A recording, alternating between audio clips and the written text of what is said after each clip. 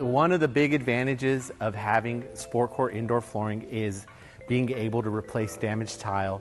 In a place like this, we're at a indoor soccer facility. It gets a lot of wear and tear, and rather it being, if it were a hardwood floor, you'd have to sand it down, you'd have to rescreen it.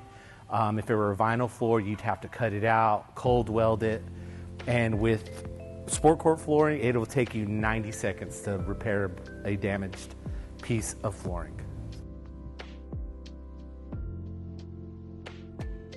So first off, what you're going to need is a putty knife. That works best.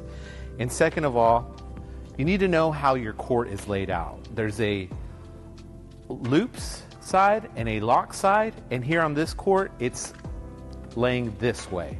So what you want to do is you want to come in here, just give it a little pop, as you can see, and you might have to go down a little bit. It'll make it easier to, if you unzip a few.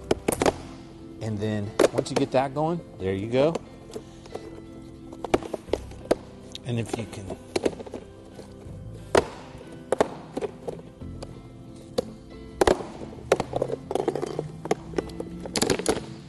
so you can see there's a little damage here, but and when you lay it in, it's easier to lay in your lock side. So you snap this in.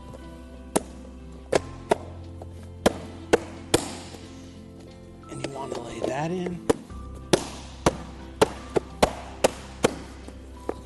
Just one of the advantages of having a sport court defense tile is you can just, if there's ever damage on it, swap it out and it's as good as new.